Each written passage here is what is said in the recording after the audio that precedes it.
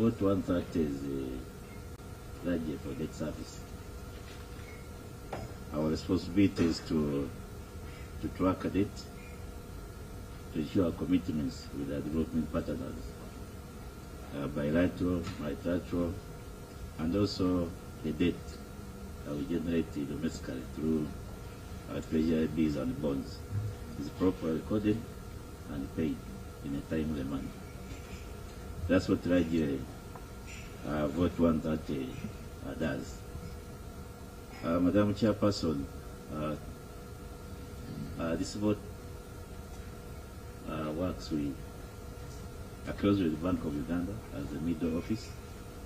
Then we're also supported by the front office, which is actually our Directorate of Debt and Cash Policy. But of course, under the supervision of the Accountant General. So, with your guidance, Madam Chair, I don't know whether I ran through our responses as per the issues raised by Dr. General.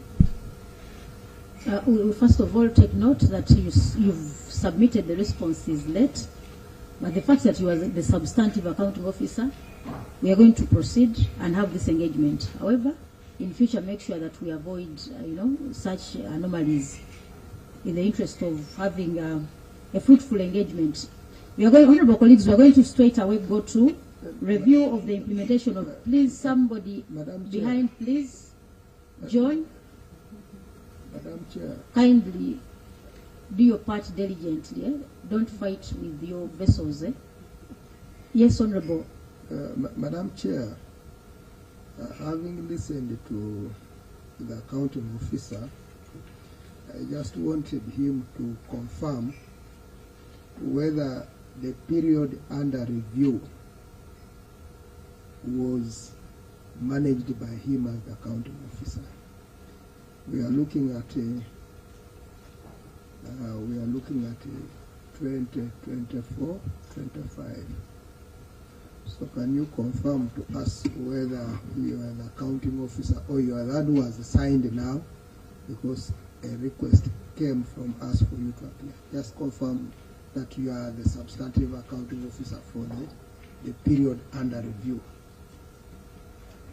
Yes, thank you, Madam Chairperson. I confirm that, yes, I became accounting officer in the later part of the financial year 2024-25. So I closed the financial year as accounting officer. And in that regard, I wish to confirm that I was accounting officer for the period. Hope that is sorted. We go straight to review of the implementation of the approved budget, and we shall begin with item 2.11, performance of the budget. During the year, out of a total of the revised budget of Uganda shilling 35.023 trillion, UGX 32.980 trillion was warranted, out of which 29.990 trillion was spent, representing a 94.17% of the revised budget and 90.93% of the warranted funds spent. I think we commend them for that. Though we take note that out of the revised budget of Uganda shilling 35.023 trillion that had been appropriated, UGX 32.980 trillion was warranted, resulting to an unwarranted budget of 2.042 trillion. And this was noted that there are some lines here that were seriously affected. Those are the commitment fees and debt servicing. Accounting officer, can you explain more about this? Why did you fail to utilize? Why did you fail to warrant 2.042 trillion? And what is the impact of this anomaly to the performance of the activities of loan interest, interest on treasury bills, treasury bonds, listing fees, commitment fees, and these others? Madam Chairperson, the under-absorption was in respect to two loans, two pipeline loans that need to materialize by the close of the financial year. We had planned to receive this money but by 30th June 2025, this money had not materialized to a tune of about 2 trillion. And this was largely in respect to our, like you have said, our obligations to Bank of Uganda in respect to the treasury bills and bonds. But ultimately this money came short after the close of the financial year, and through a supplementary that we came here and was approved. This money was paid out to clear these outstanding obligations to Bank of Uganda to the tune of 1.8 trillion. Can you give us more details about those two activities that you are talking about, the two loans that were delayed? What were the details? This was a loan from Flexim Bank and Eco Bank. Exim and what? Flexim and the Eco Bank. Eco Bank. Yeah. Specifically for? For budget support. Okay. And in respect to paying off for our treasury bills, redemptions, and the tenant interest.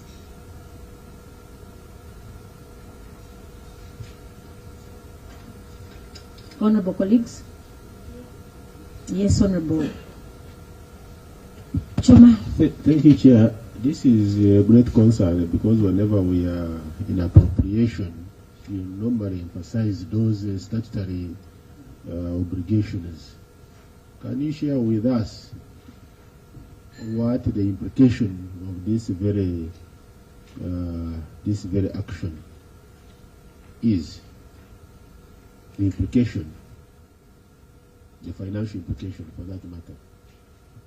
Fortunately, other than the obligation crossing over to a new financial year, 2025-26, the delayed payment did not have any financial implication because the Bank of Uganda was aware of this, and this money was being expected. It was just a delay that the money was not received within the financial. But as soon as we received the money, it was paid off to Bank of Uganda. Through you, Chair, talk as an accountant. You are supposed to have paid before the end of the financial year, right? Correct. And you didn't pay. So we are interested in the implications.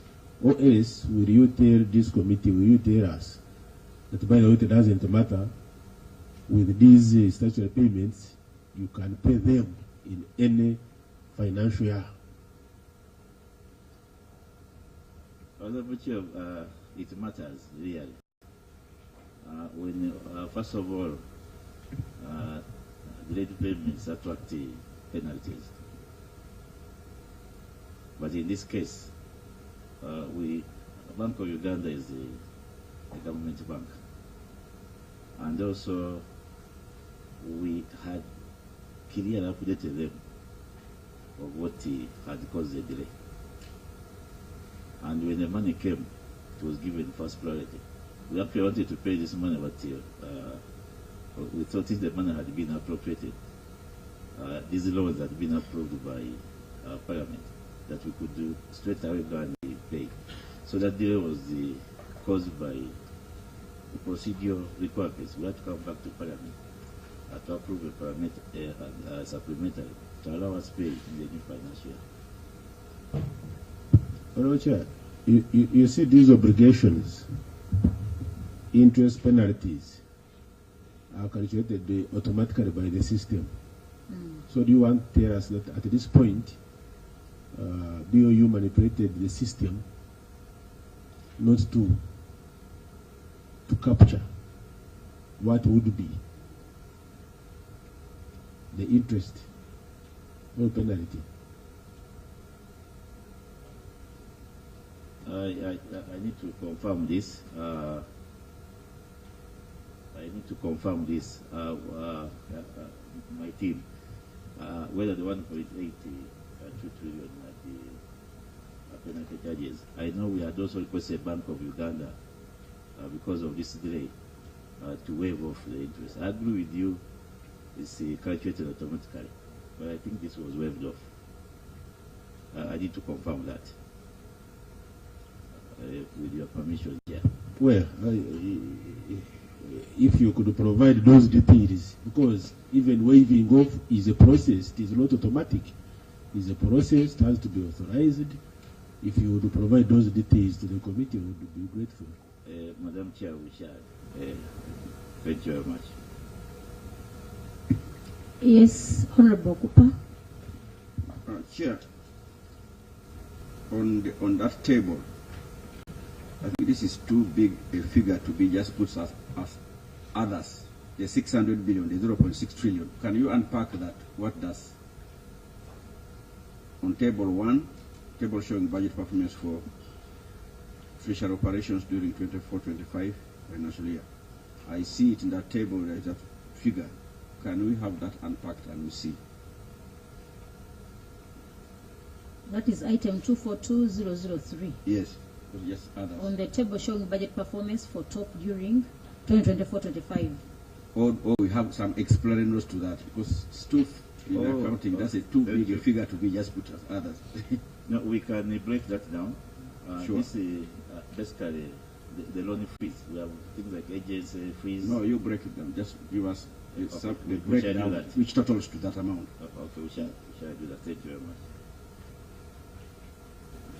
Maybe, Chair, as the accounting office provide that information, I request to refer him and the team to page 41 on note 16. Page 41 of accounts, note 16, finance costs. And I can see that for the financial year in question, That is page 41. 41, Chair, the first table up. Other finance costs, penalty charges on securities, rate reimbursements, and I'm seeing 167 plus billion. Could you relate it to what we have been talking about or explain it if it was not related? Madam Chair, this is a cumulative figure over the financial year. Not specifically. Given that is cumulative, so what is it that actually relates to what we have been talking about? What we are talking about here, Madam Chair, was in respect to just two loans. The loan from EcoBank and the Aflexi. But over the years, we But I'm saying now, stipulate it and tell us what that one resulted in.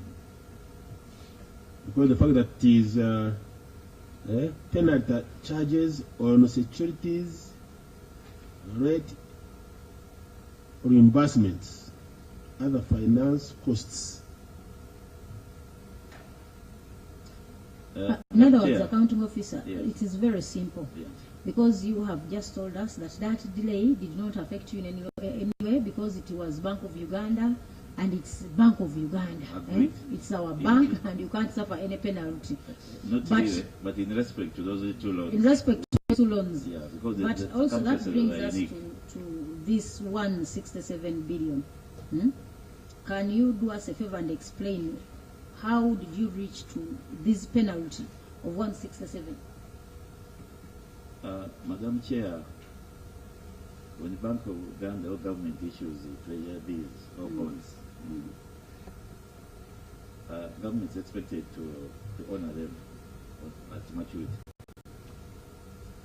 And in our memorandum of understanding with the bank, they pay this on our behalf, just for purposes of giving the market assurance. You know, sometimes we have liquidity issues. Like I've explained here, the two loans, which were expected to materialize during the financial 2024-25, but this never happened. So naturally, these attract penalties. So therefore, in many occasions, the bank has honored these obligations. obligations on our behalf. But sometimes the cash flow to fund this money to Bank of Uganda is not readily available. We have to get the money from URA, our loan partners, and sometimes this is not coming as a plan. Hence, these penalty charges. So if I may ask as a lay person, do you want to mean that these penalty charges arise out of poor financial management and poor planning on our part? Because I don't know, is 167 billion as a penalty to you, is that insignificant? Can we say it is insignificant? On the face of it here, Madam Chairperson, this is a lot of money. I agree with you. But this is our understanding with the bank. I think also to ensure that we have discipline on our side as government. And also, these are internationally benchmarked frameworks. I know we try our best to ensure that we pay our obligation to the central bank as our memorandum of understanding. Unfortunately, sometimes we don't realize this revenue in time, both from our domestic revenues and from our development partners. Yes, Honorable On Shabi. this, Let Honorable Shabi come in first. Chair, I just want him to, I lost him or he lost me somewhere. Our colleague asked the impact of the delay. You said there was none. On the two transactions, The that two is what he said. transactions, that's what you said. Mm. And now he took you to 16C. By the way, I'm looking for this schedule 16C. I'm not, huh? There is a schedule 16C, which I am failing to find out here. But I just wanted to confirm that our colleague has taken you to this 167 and you're saying it is as a result of delays in disbursement of finances. Are you trying to say that this one was treated different from this? And if that is the case, is this the best way to go in management so that government can save money always? Because it looks like in history we have these, the impact is these interest rates. The question is, can we pick that as a good practice from these two, and we always operate like that so that we can save? Yes, the Accountant General also to respond to that. Accountant General, as you respond to this, honourable colleagues, if you look at the trend of these penalties, in the year 30th June 2024, they had penalties worth 250 billion, 200.983 billion. If one picked interest in looking through how much we have lost under penalties for the previous 5 years, don't you think that can be quite a huge amount of money compared to the way your budget performs? So, as you do make your submission, we must pick interest, because you are all aware of the challenges that we have in debt management, all these ones, the amount that we pay out of failure to, utilize this money in time, all of this. So we cannot underscore this huge amount of money. 250 billion or 167 billion. We were looking at the budget that is allocated to all regional referral hospitals, and they had a budget, all regional referral hospitals had a budget of close to 448 billion. Now for you in a year, in penalties, you make us waste close to, in the year 2024, you made us lose 250 billion. That can fund literally to close to 8 referral hospitals in this country. We cannot say that you can be efficient to 100%. But to me, I think we can look for ways of avoiding this. But you can respond. Thank you very much, Madam Chair, for that observation. And we are in agreement with the observation that this needs to change. Like you have right to observe that when you see the end of 2025, it went down. I also want to make a commitment here. Of course, this is not something that can give us a sleep. We are working around the clock to bring these figures down. And I think as we close this financial year, it will be a different story. So we are in agreement with the observation that we need to have frameworks that are really robust to ensure that we don't incur these penalties. Yes, what you say, where my interest is, when you're saying that there is something you're doing, I asked whether what you did with these two where is the way to go, and you then answer my question. Yeah, Accountant General will respond to that. Thank you. Honorable Chairperson and members, I want to agree entirely with the committee on the need to significantly reduce these charges. These are obligations, so we cannot default. BOU pays, so we have to pay them on time. First, I wanted to assure members that the picture this financial year is likely to be very different. As we speak now, we don't have any unpaid obligations with BOU. As of last week, everything was paid to the dot. So, but there are always timing differences. Remember, every Wednesday, Bank of Uganda issues treasury bills. So inevitably, every Wednesday, there are those that are maturing, the 1 year. So when they pay, they will always be reconciled with them. So there is always 2, 3 days, weeks when we are still reconciling. So there will be charges, but they will significantly drop. And we want to get to a position where they are almost insignificant, that we can tell BO, you don't charge us for 1 month, because it's reconciliation. We now agreed to 60 days to be within the concessional rates. After 60 days, they go to commercial rates. And this year, we've not had any extended beyond 60 days. And as we speak now, we don't have any unsettled redemptions with BOE. Chair, my last one on this, yes, Mr. Accountant General, we will appreciate that. And that's what all of us are looking out to.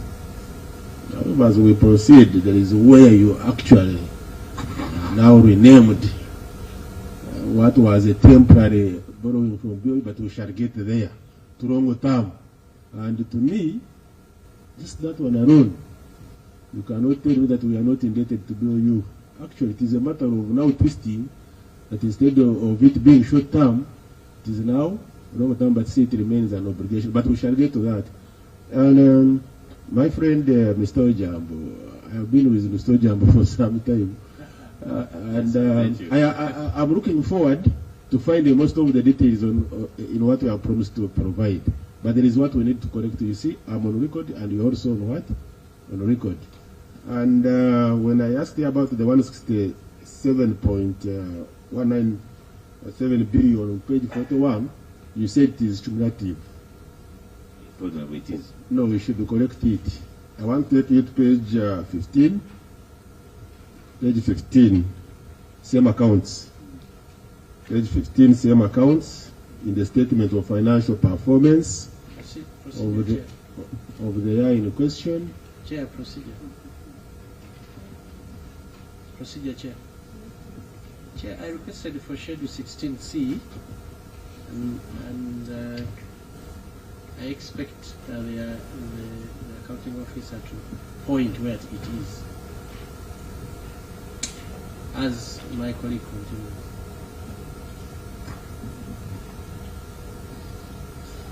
Yes, as you do continue, this side, accounting officer, you are going to be provided with note 25 on payables, of the consolidated accounts that shows an unpaid reimbursement of 1.9 billion to BOU. Are you aware of that? Sorry. Trillion. Madam Chair was attending to schedule 16C. Yeah, in addition, as you attend to that schedule, he's going to give you, Isma, show him a copy of the consolidated accounts and a note 25. I don't know whether you have it. Note 25 that shows unpaid reimbursements that total to 1.9 trillion that led you to pay the penalty of 167 billion. Is that true? Is that true? No. That's in the... That is in consolidated accounts. You assist him with that copy. Chair, what is in the consolidated account is the closing balance of our indebtedness to BOU. That's the 1.9 something trillion. And it's what the accounting officer explained, that the two loans we expected were supposed to exactly pay that figure. And they are related. So this money that we didn't get on time from Afri-Exim and EcoBank was to settle that 1.9 trillion. So the interest, the 167, is a penalty on unsettled during the year. So from July, August, September, any delay, BOU charges us. So if you take longer, more than 60 days, the rates are even higher. So that is sorted. Thank you, Chair. I just wanted us to agree that actually it is not cumulative. Rather, it relates to the financial in question when you refer to the statement of financial performance for the period on page 15. We are in agreement, Honorable. Thank you, because all of us are on record, and we needed to put the record straight. Thank you, Chair. Let's also handle this with 2.12, the under-utilization of warrants. Chair. Yes, Honorable. A question which was related to mine, which Honorable Ushabe asked. Sorry? The Honorable Ushabe asking about Schedule C, 16C, because we are not seeing it, because it's also on the issues of others, just like the other one, which I asked on. So can we, because where is that? Madam is Chair, it Auditor General or it is Finance that should provide that? Madam Chair, again, request for your indulgence here. We have that schedule not with us here. I kindly request that we provide it with the documents you have requested for. That is schedule. 16C. Why didn't you come with it? Because this figure should be complete by the time it comes to this committee. Because we can go to present the things in Parliament and say, what is this others?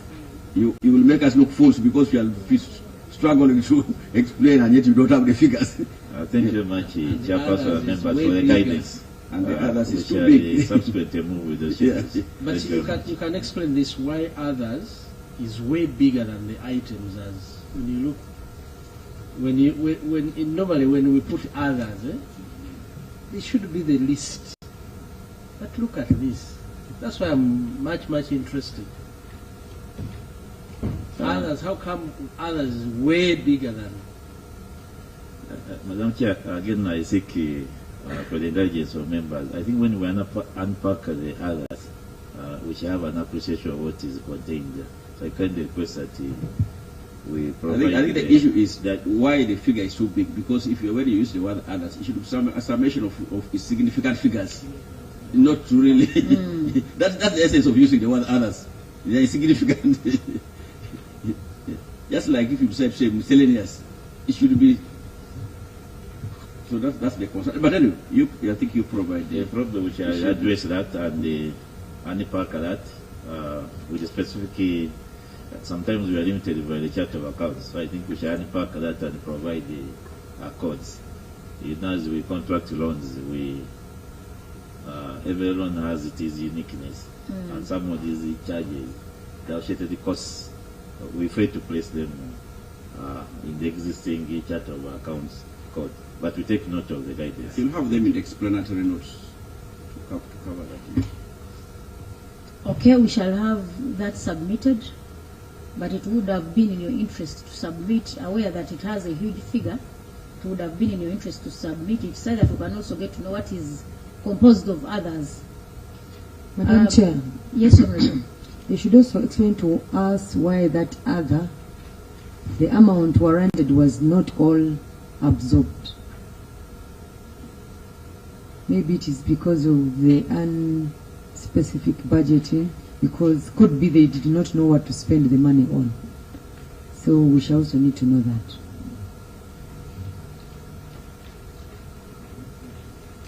Yes, I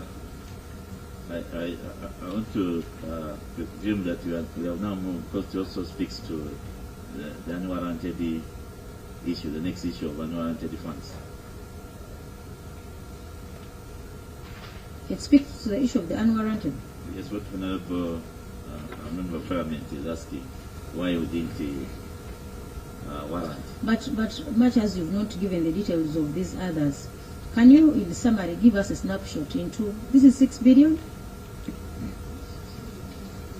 600 million? I'll ask a colleague to, these are basically loan charges. Loan charges. They carry different nomenclature. The agency fees, insurance, a number of charges associated to, depending on the for avoidance of doubt, the fact that you have the whole team here, as you proceed with making the responses, can you assign any of these to get a summary of where you unpack this? Because you have the team here, we have the secretariat that has a printer, a photocopying machine. We can help you print this so that you can reduce the doubt. Okay, Madam Chairperson. We are very doubtful on this. Assign one of your team to have this handled. I know you have the information with you. So that is going to be sorted before we conclude this meeting. Let's go to utilization of warrants. The auditor noted that 244003 code, debt management fees, and 242003, that is other claims, showed list absorption of the warranted funds as shown in the table below. Failure to warrant and fully utilize those funds appropriated by Parliament undermines the budget execution efficiency, which may result in penalties and fines for non-payment of statutory obligations. You were advised to liaise with the PSST to ensure that the release of funds for statutory expenditure is prioritized over other expenditure. Can you make a response to this?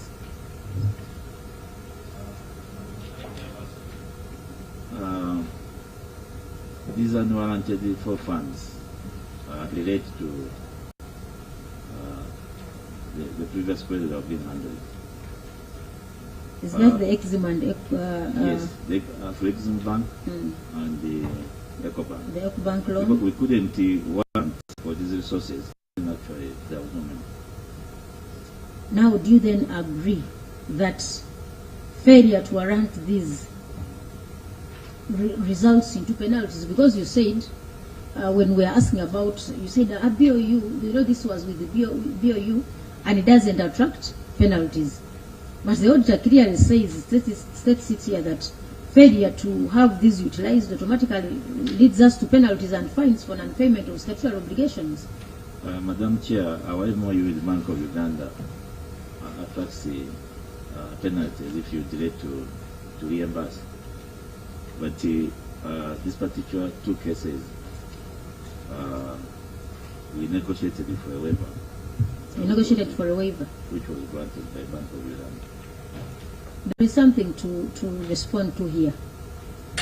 You say management attributed, the auditor says management attributed the gap to the fact that during the financial year under audit, a number of pipeline loans to the tune of 2 trillion were not concluded by the end of the financial year.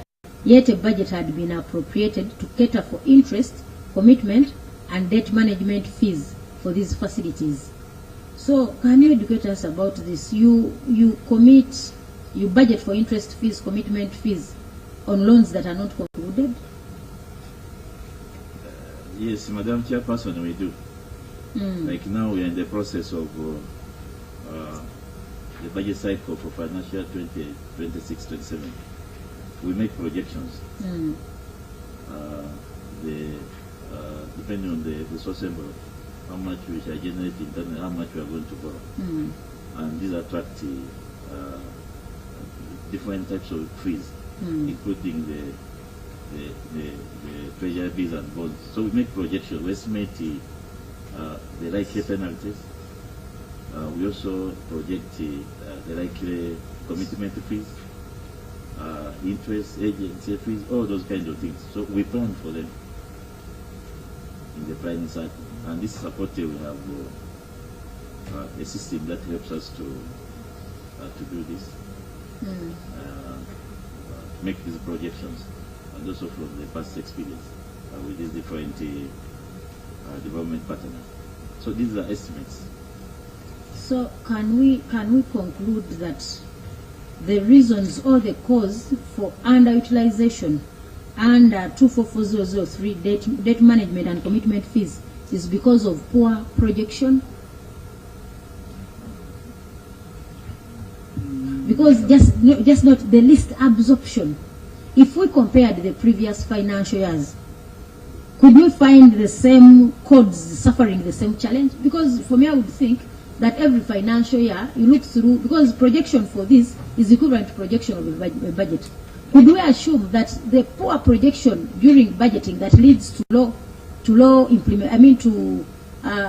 budget execution or low budget implementation definitely all automatically also affects this, automatically feeds into this? Because there must be a relationship between what you do here and the final budget. For example, you have a budget of 72 trillion, you come to the actuals, is around 48 to 50. Is it the same problem that brings us to challenges of having these high commitments because of reliance on what we have budgeted for? Are they connected in any way? Madam Chair, first of all, if you plan, I agree with you, if you plan poorly, you get poor results. And you need to do proper planning. However, again, in this particular case, this query, I want to go back to the two loans. Actually, in these loans, the process sometimes is not as envisaged. These particular two loans, the lenders were changing their requirements, and this delayed the process. By the time we came to a final conclusion, we had crossed into the new financial year. And that's largely, and we could not reposition for funds which were not available. Honorable colleagues, if you can agree with me, can we get details of the trend of performance of this code for the last 5 years? The trend of performance of this code. Because in the last financial year, we equally suffered a change of highly budgeting for commitment fees and debt management fees, and we end up paying very less underperformance of the same codes. Because if you know that there is a problem, we shouldn't waste time to call for these figures. If you really know that there is a challenge with these codes, we shouldn't waste time, because you automatically know whenever we pay money on commitments fees, that is money that would have been used for other productive activities. These are penalties. These are, and this is a loss. In any way, it is a loss. So, which arises out of poor planning on our part. For us, we would have assumed that you, as the technical, you would have, you learned from the previous experiences. If the forecast is poor, you at times try to be somehow, you project meaningfully and depending on statistics. Can you give us the details of the previous performance for the 5 years for these two codes? Madam Chairperson. Yes, first wait, Honorable Sam. Thank you very much. For me, you're raising things which are easy to understand. Was it so difficult to provide this information to the auditors? And if you did, as you're providing to the committee, because there was that stage when the auditors were collecting, information.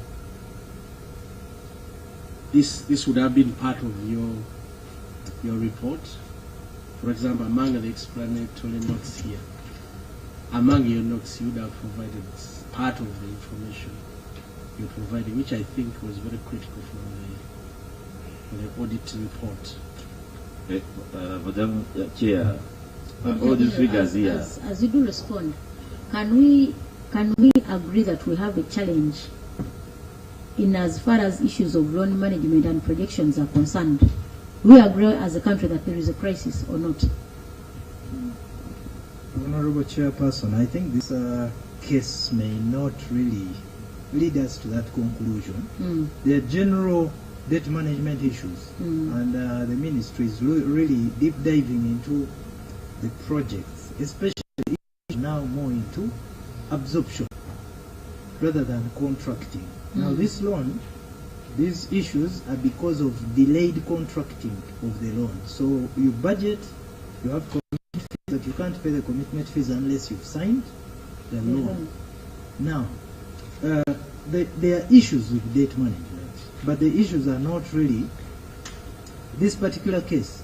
These loans, maybe we can give some details, just for you to appreciate why they delayed. By December, we thought we were going to receive money, December of last year. But along the way, the lender puts in a clause, for instance, and says, should anyone within this category be sanctioned by any entity or any country, then we recall the law. You know, you find such a provision very, very restrictive and unacceptable. That's the word.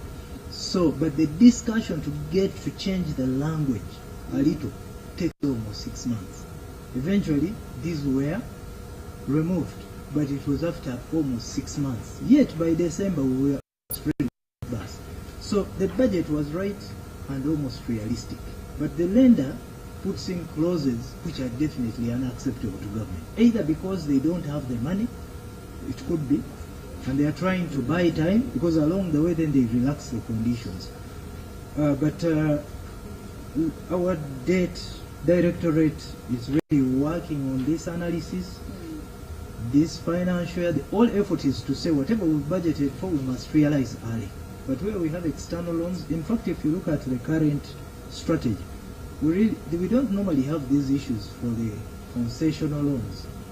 We have these issues with commercial loans, like you see Afri-Exim, EcoBank.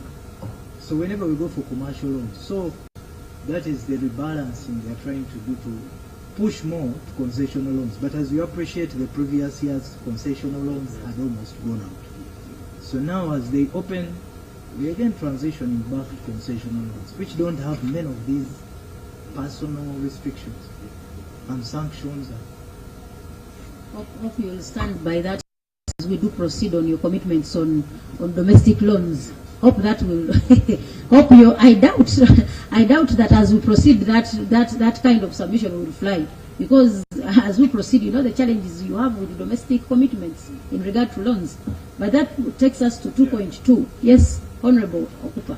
Yes, still on this issue of debt service payments. The budget was 35.02 trillion, but the warranted 32.9 trillion. Now, out of that, 29.99 trillion was spent. What happened? What cost? Where? Because it's about paying these debts. Because I thought you'd have paid all the 32, which was warranted.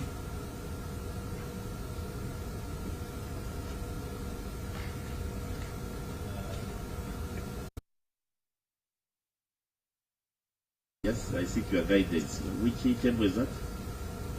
2.11. Table 2.1, but he's talking about 35 versus 32 to 29.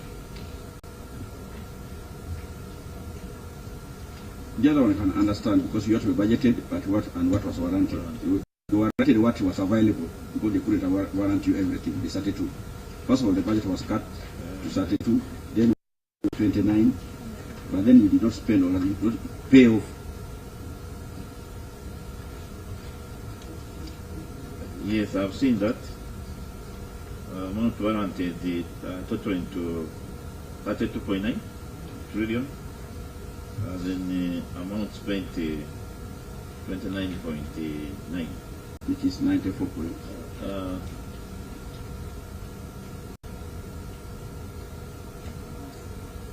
You mean all the 32 was not available or what? Yeah, we need to... Because it was warranted and you are the people who manage all these things. Let's take note of that, and I think I give you a reconciliation what the specific accounts for the various. Various is 3.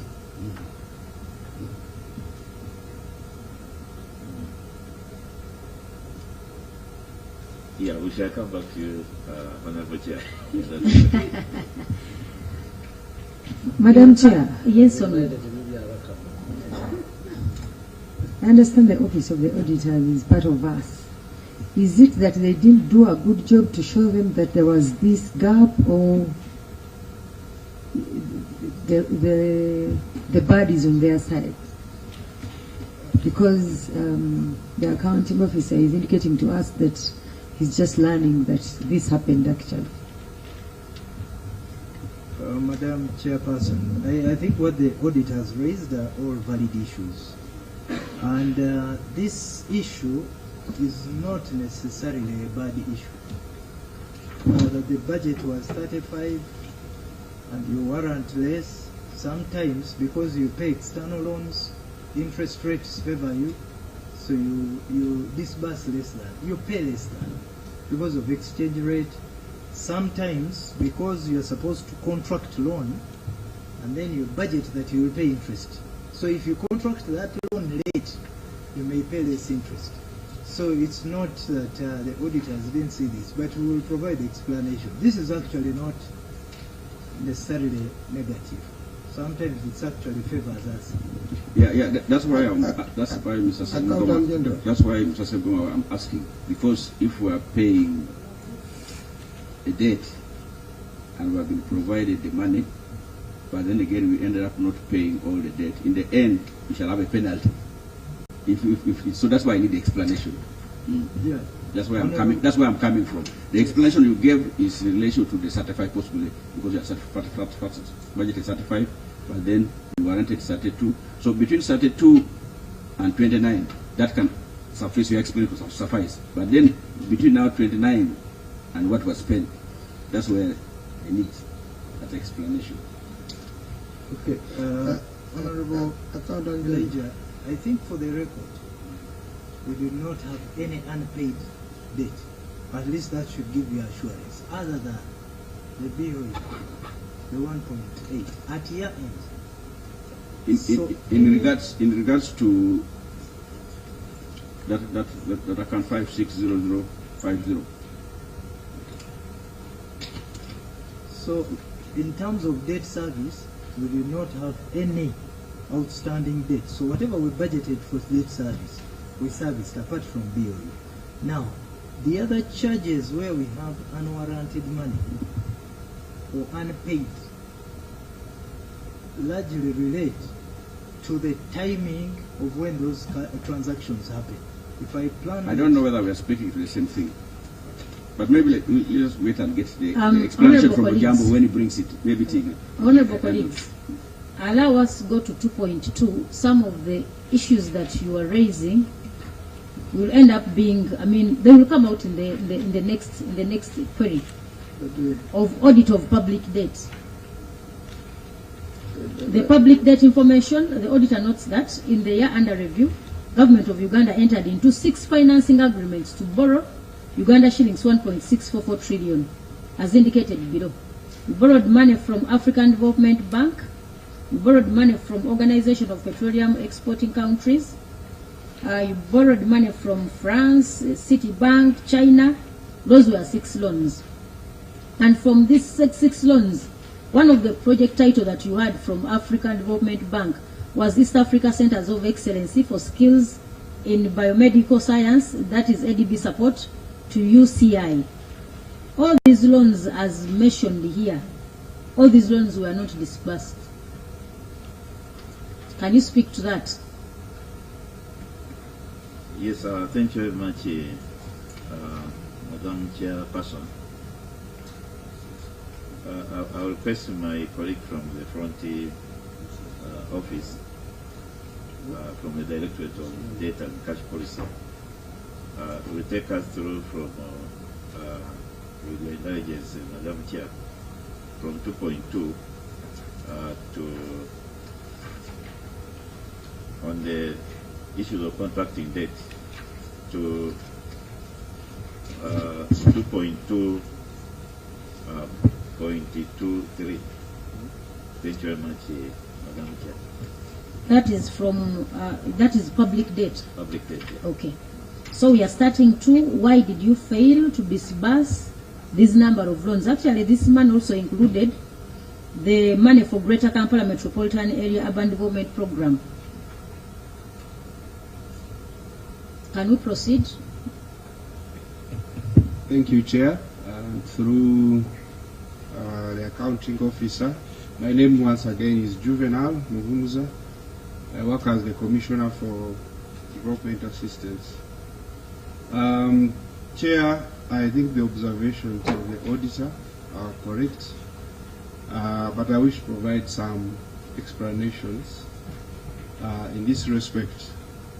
So in regard to the first loan for East African Centers of Excellence for Skills in Biomedical Sciences, this agreement was signed on 14th May 2025. By close of the financial year, the project was not yet effective, and the prior disbursement conditions had not been met to trigger the disbursements. So that is true. However, the project became effective on 10th November 2025, and the first disbursement of USD 288,000 was made on 15th January 2026. So maybe as a way of explaining, these sometimes it is about meeting conditions of effectiveness, which delayed the disbursement, but as of now it is disbursing. That is for the first project. I don't know whether I talk about everything or discuss one by one. Is it a general answer for all of them? Yeah, they are almost related. Do you confirm that your commitment on the loans for the whole financial year was 1.644 trillion? You only had 6 loans, or there are other loans that you had that performed? No, the rest, these are in respect to loans which we signed off during the financial year but were not able to disburse. But there are several other loans that are ongoing, Chair. So would you give us a few details of the conditions that you failed to meet and the consequence or impact of failure to disburse these loans, to have these loans disbursed? So, Chair, when you sign a loan agreement, for example, there are normally a number of standard conditions that you must meet. For example, provision of a legal opinion by the... Provision of what? A legal opinion by the Attorney General. That's an example that I can quickly think of. There are other things like the implementing entity putting in place a project implementation unit, which sometimes also takes a bit of time for the entity to put in place. So in such a case, if you've not met those conditions, then the financial will not declare it effective, and therefore the disbursement will also delay.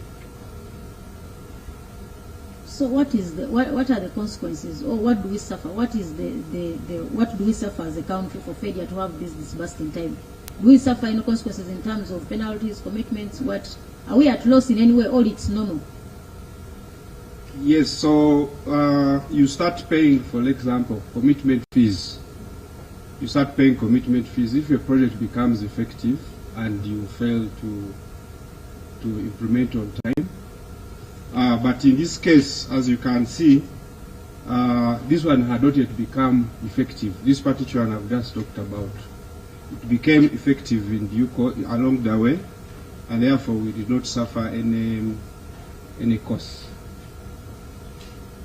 So to you, the country was not at loss in any way? Of course, delayed the implementation. Because this was like, for example, a top-up loan for the cancer, Uganda Cancer Institute.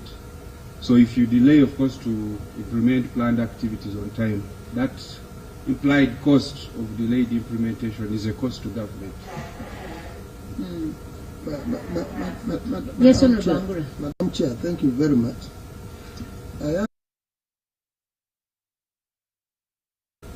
And I will still come back to it on warrants.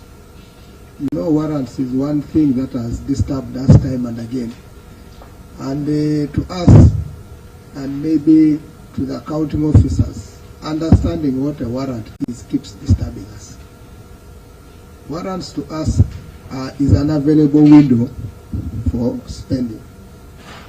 And many times, warrants are not absorbed fully across the entities. And we challenge them for depriving other entities for those resources that they kept to themselves through you, but that can be a debate for another day. However, now, there's this concern where we are all involved in trying to see to it that we source this funding from partners time and again. But now, these standard requirements, why is it that it is one of those that causes us to choke in terms of commitment fees, in terms of disbursement fees? What is it? Are we ready for these funds the time we are committing ourselves? Maybe that is one other thing. As Semgoma says, you are cleaning up, or Jambo saying you are cleaning up. Are we ready? Why are we involved in these fees? These fees are enormous. So you've actually now brought it up clean. When we talked of the 167, now these are among other fees that are common as far as these external funds are concerned. So what is it that we can do to avoid some of these costs, especially on the standard practices? Why would the standard practices make us accumulate commitment fees, accumulate fees, when we know that we can prepare ourselves, especially if our partners are predictable? I know there's that unpredictability also, like the delayed disbursement because of some innuendos that come in late. How can we avoid that going forward? Madam Chair, I've seen one of these loans, Kampala Water, Lake Victoria, Water Sanitation and Sanitation. Members, when you recall, the time this loan was brought to Parliament for approval, there was an indication that if we don't pass it by that time, we are going to lose the entire loan. And it was the deputy speaker who said, you people, we have to do it now. Short of that, we are going to lose it. Now, for us, we finish our work, but now again, you are talking in parables. What should we take? Yeah. This one specifically. Kampala Water, Lake Victoria. Yeah. Yes, I Chair, the Honourable Member of Parliament is right. There was a deadline to meet because there was a deadline to meet for us to be able, because you know the financial quotes for you some financing terms. So if you don't get it approved by that particular time, then the benchmark rates changes. So indeed, you did help us by making sure that the loan was approved on time. And as I said earlier, there's always a time lag between when Parliament approves and when the loan becomes effective. And I think that's what the Auditor General pointed out, that there was a time lag between those two. But eventually, the loan we've met disbursement conditions. This is a top-up loan once again for National Water for an existing loan facility.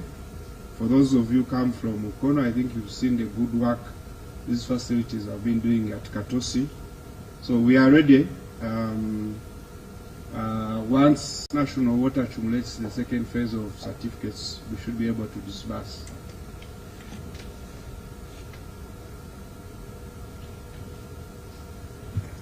Yes, Honorable Chairman. Thank you, Chair. Chair, on a general view, this is a serious matter. Even when you consider other projects, like Honorable Angura has already put it, the ministry is always motivated to negotiate for these loans. But when it comes to implementation, there is a lot of sluggishness. Okay? I don't know why. And given my friend, you will educate us on this, because you said for the specific project you picked out, you said the project became effective in November. I want to learn it from you. When do we start incurring commitment fees? Is it when the project is effective, or when the financing agreement is signed? Because once you have signed the financing agreement, these lenders, the ones they call donors, which I have always disagreed with, because when you give us money and we are paying, okay, for them, in context, they say they are keeping this money for you. You have agreed to the terms of taking the what? The money. And because of that, you will start incurring commitment fees. So in this case, do you want to tell us that really for all these projects they waited for the project effectiveness, because that's when the project is starting, but for them, they have already committed the what? Their money. Okay? So my issues are two. Tell us. Oh, yes, I take the information. You have talked about effective project effectiveness, but there is also disbursement date. For example, they gave us information here that this project was effective November 2025, but the first disbursement came in 2026. So that's the information I want to, so that you beef up the... Thank you, Honorable Shavi. The project was effective in November 2025, and the first disbursement was in January 2026. Okay? But the commitment fees, the commitment charges start accruing when you sign. Because these people will say, we have your money, it's up to you to do what? To discuss. If you're not okay? ready. And it is not only, you have been there, it is not only this project. Now I'm concerned about all other what? Projects. You see, I will not buy an idea, for example, that putting in place the project implementation unit takes time. No. You know these loans, the need for these loans comes from user entities, user ministries. So they must be ready. By the time you start negotiating, approving and what, this should be ready, because really, if we are taking this that because they want to put the project implementation unit in place, I mean, it is, I take it, Senior. Kampala, this one for Kampala, it was a top. There was a unit already in place. Thank you. Really, let us get an explanation.